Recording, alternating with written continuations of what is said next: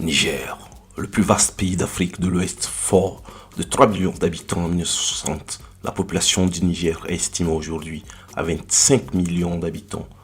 Le pays possède le taux de fécondité le plus élevé au monde avec 7,6 enfants par femme en moyenne. En 2015, une personne sur deux a moins de 15 ans. Le taux de scolarisation était de 63,2% primaire en 2012 dans l'ensemble du pays. En réalité, c'est un beau pays partagé entre les dunes du Sahara, 80% du territoire et 20% du Sahel. Le PIB du Niger a connu une augmentation de 2% en 2009. Il est de 10,45 milliards de dollars US à cette même date. Son économie repose essentiellement sur l'agriculture vivrière et sur l'élevage. Près de 84% de la population vit en milieu rural en 2010 et le secteur primaire emploie près de 87% de la population. L'élevage constitue la deuxième source de revenus du pays après l'exploitation de l'uranium. L'agriculture vient en troisième position. L'agriculture est aussi le secteur économique qui mobilise le plus de population, 90%. PIB par habitant de 1200 dollars. Son économie reste peu diversifiée, peu industrialisée et dépendante de l'agriculture pour 40% de son PIB, selon la Banque mondiale. Tout ceci, c'est avant la découverte du pétrole. Allons à la connaissance des Nigériens et du Niger. Mais avant, n'oubliez pas de mettre un like, de commenter et bien sûr de vous abonner à Sapoli Invest. Il serait prétentieux de vouloir raconter en une dizaine de minutes la vie au Niger. Suivront quelques faits. Beaucoup de Nigériens qui obtiennent une promotion professionnelle contractent un deuxième voire un troisième mariage. Le célibat définitif représente moins de 1% des femmes. Pratiquement, une femme sur deux a eu son premier rapport sexuel avant 15 ans et 2 hommes sur 3 avant 22 ans. L'environnement socioculturel nigérien est caractérisé par la prédominance de croyances traditionnelles, de pratiques coutumières et du recours aux textes religieux en matière civile. L'originalité de la vie de nomades, parlons maintenant des nomades, réside dans cette adaptation à la nature, maîtresse de leurs us et coutumes, habitat de natte, de peau ou de toile. Parfois, même absence d'habitat uniquement marqué par des objets accrochés à un arbre, parfaite connaissance des animaux du troupeau auxquels toute la vie est vouée comme chez les pelours d'abbé et leurs zébus aux puissantes cornes en lyre. Chez les nomades, les femmes sont reines. Des fêtes de fin de saison de pluie sont organisées en leur honneur. C'est souvent l'occasion de célébrer la beauté, élégance des chameliers marchant au rythme du tam-tam. Allez, restez accrochés, car en fin de vidéo, nous parlerons du coup d'État et de ses conséquences au Niger. La situation sanitaire du pays n'a pas évolué favorablement. La mortalité générale est toujours très élevée, avec particulièrement une remontée de la mortalité néonatale. Les maladies infectieuses et parasitaires demeurent les principales causes de décès. Et le nombre d'enfants de moins de 5 ans n'ayant jamais été vaccinés est encore de 45%. Le secteur de la santé est aussi très déficient. À titre d'exemple, il y a un médecin pour 47 531 habitants, alors que les normes de l'OMS préconisent un médecin pour au moins 10 000 habitants. Allez, après cette brève parenthèse sur la vie des Nigériens, revenons à l'économie. Ouvrons notre chapitre sur le pétrole. La croissance économique devrait atteindre 7,2% en 2023, après une baisse en 2021. Et cette hausse de 7,2% sera faite essentiellement grâce à l'agriculture, selon les perspectives économiques de la Banque africaine de développement. En 2023, le Niger devrait commencer à exporter du pétrole brut. Au total, 6 milliards de dollars ont été investis, dont 4 milliards de dollars pour développer les champs pétroliers dans l'Agadem et 2,3 milliards de dollars pour la construction de l'oléoduc selon le gouvernement nigérien. Ces investissements ont permis de porter la production pétrolière du Niger à 110 000 barils par jour, sur lesquels 90 000 barils doivent être exportés. L'or noir est extrait par la China National Petroleum Corporation, la CNPC. Officiellement, les réserves du Niger tournent autour de 2 milliards de barils et selon les projections officielles, il produira 200 000 barils par jour en 2026.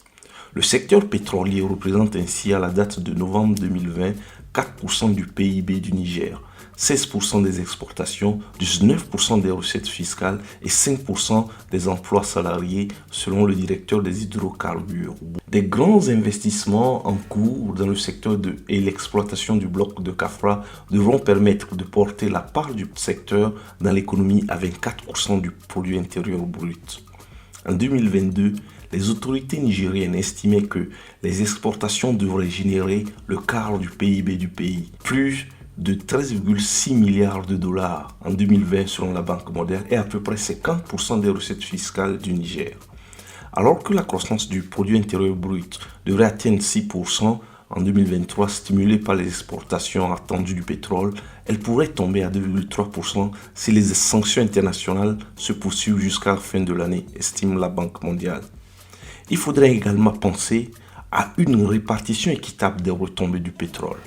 La hausse de la production des hydrocarbures au Niger ne sera pas forcément positive pour les populations locales, sachant qu'il y a toujours eu des difficultés à garantir une bonne répartition des recettes issues des ressources naturelles au Niger. Tranche Naomi Binta Stanley, vice-présidente du réseau des organisations pour la transparence et l'analyse budgétaire ROTAB. L'État a accumulé des arriérés à verser aux localités dans les zones d'exploitation, regrette la vice-présidente du ROTAB. L'exploitation des ressources pétrolières soulève également la question de la gestion environnementale, sachant que les zones d'exploitation sont d'abord les régions agricoles et sylvopastorales. Une enquête a notamment révélé que seulement 12% du personnel dans le secteur pétrolier sont des Nigériens, alors que 88% restants sont des Chinois. L'étude a mis en exergue le travail des enfants et les dégâts sanitaires liés aux industries extractives. Espérons que les nouvelles autorités feront du bien-être des populations une priorité. N'oubliez pas de vous abonner à votre chaîne Sapoulinvest. C'est la seule façon de nous donner votre appui, votre soutien. Maintenant, voyons ensemble la situation sécuritaire au Niger. Boko Haram et le IGS, l'État islamique au Grand Sahara, sont les deux principales organisations terroristes actives au Niger. Ces organisations extrémistes exploitent les divisions et les conflits intercommunautaires afin de renforcer leur influence. Par ailleurs, les criminels en bande ou individuellement profitent du peu de présence des forces de l'ordre pour commettre des exactions. Outre les civils, les forces de l'ordre sont une cible directe des violences meurtrières commises par les organisations terroristes. Ainsi, pour vous donner un exemple, entre le 1er avril 2020 et le 31 octobre 2020, il a été enregistré 189 incidents au Niger. Ces incidents ont fait 448 victimes parmi les civils. Dans la région de Difa, les crimes perpétrés par les groupes armés contre la population sont symptomatiques des conditions de sécurité précaires. Le nombre d'enlèvements s'accroît ainsi que l'utilisation d'explosifs improvisés. Dans les régions de Maradi, ce sont surtout les départements de Guidan, Rumdi et de Madarumfa qui sont touchés par les incidents liés à la sécurité. Il s'agit d'enlèvements contre rançon, de vols de bétail, de meurtres, de viols et de violences physiques. La détérioration des conditions de sécurité a entraîné une croissance du nombre de personnes déplacées.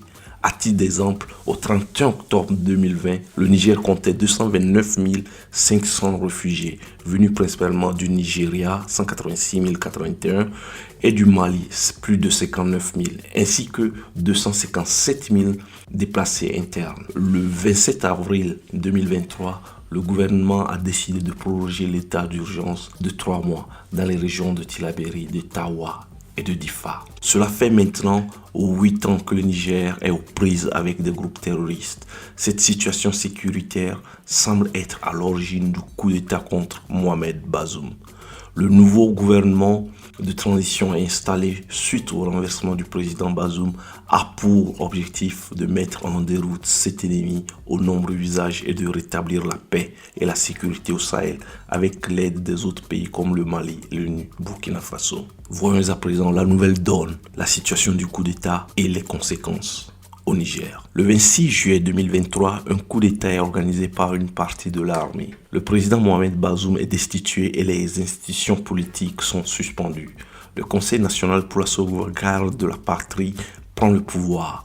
Le général Abdourahmane Tchani, l'ancien chef de la garde présidentielle depuis 2011, est l'actuel chef de l'État. Les dirigeants de la communauté économique des États de l'Afrique de l'Ouest réunis le 30 juillet 2023 à Abuja en sommet spécial ont adressé un ultimatum d'une semaine aux putschistes pour restaurer l'ordre conditionnel, affirmant ne pas exclure un recours à la force.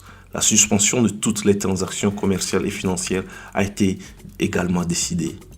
Depuis, c'est le statu quo et les dirigeants actuels ont désormais en main toutes les manettes, malgré les menaces d'intervention et la suspension de l'aide internationale. Les lourdes mesures économiques imposées par la CEDEAO pour tenter de faire plier la junte étouffent la population. Depuis le coup d'État au Niger, si le blocus fait les affaires des contrebandiers, les privations et les pénuries mettent à mal la population, déjà l'une des plus pauvres au monde. Comment comprendre que le Niger se classe au 8e rang du palmarès des pays qui produisent le moins de richesses en 2023, avec plus de 45% de la population vivant sous le seuil de pauvreté. 10 millions de Nigériens vivent dans l'extrême pauvreté. Le Niger a besoin d'une réforme en profondeur et pour enfin se lancer, espérons-le vivement.